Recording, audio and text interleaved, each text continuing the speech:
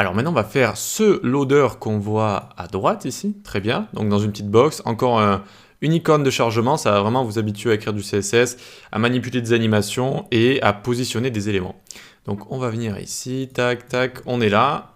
On fait quoi pour commencer? Une div avec la classe AnimeBox, ce sera la boîte dans laquelle il y aura l'animation. Une div avec la classe AnimeIntérieur.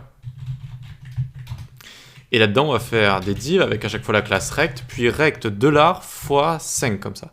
Et hop, ça nous écrit 5 divs avec à chaque fois la classe rect pour les styliser globalement, et une classe avec l'index à chaque fois, c'est ça le $, pour pouvoir les différencier, notamment au niveau des animations. On va pouvoir se retrouver dans le CSS juste ici. Alors on va enlever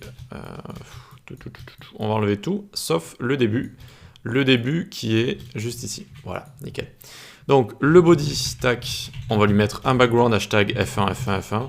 C'est quasiment comme du blanc, hein, c'est une sorte de blanc cassé. Ensuite, l'anime box, on va la créer. Ça va être une box de 200 pixels sur 200. 200 pixels sur 200, voilà. Ça va avoir border 5 pixels solide hashtag 333. Hop. Et là, on va le voir apparaître. Hop, notre box, elle est juste ici. Margin 100 pixels en haut et en bas, auto à gauche et à droite pour la centrer. Et une petite position relative, vu qu'il va y avoir un élément en position absolute à l'intérieur. Et que les absolutes se réfèrent à leurs parents positionnés s'ils annoncent, sinon c'est le body.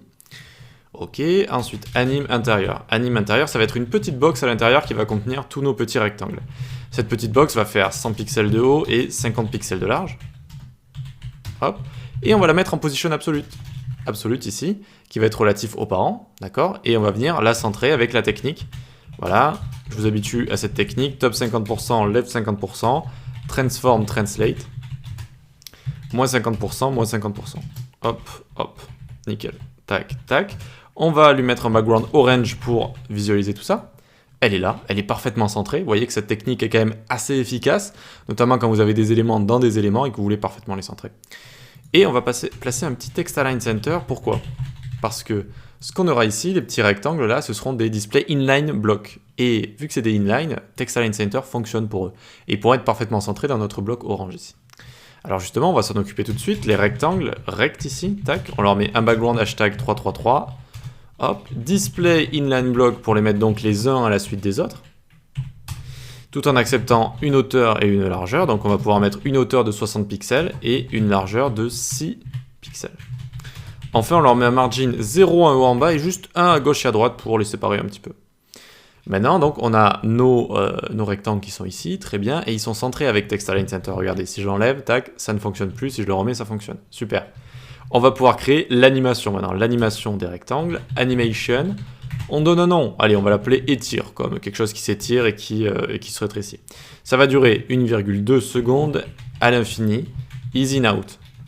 Ok, on commence à comprendre ces propriétés avec ces valeurs, hein, voilà, donc toutes les propriétés raccourcies dans animation, ça se fait à l'infini et easy in out, c'est la façon dont l'animation se fait. Très bien, super, on va maintenant pouvoir la créer, cette animation, @keyframes étire. Et dans notre animation, ici, on va la faire démarrer à 0%, transform scale Y, 0,4. Qu'est-ce que c'est scale Y? Scale, ça sert à faire grossir normalement sur X et sur Y, grossir un élément ou rapetisser sur un élément.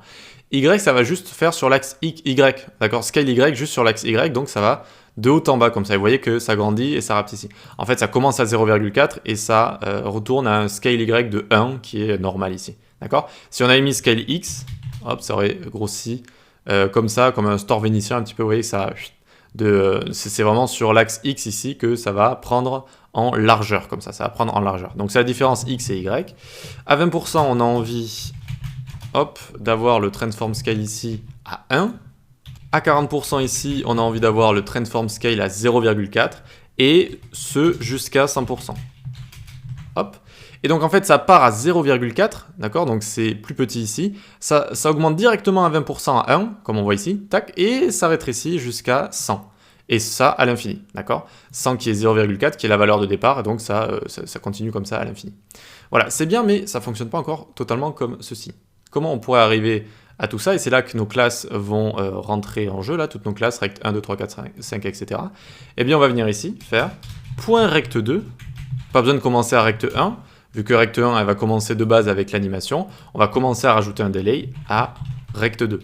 d'accord, le second rectangle. Et on lui met moins 1,1 seconde ici. Et hop, on prend notre rect, tac, tac, tac. On va mettre un 3, 4 et 5. Et à chaque fois, on va baisser de 0,1 seconde, d'accord, 0,1 seconde. Tac. Et ici, à moins 0,8, comme ça. Et tada, normalement, ça fonctionne bien.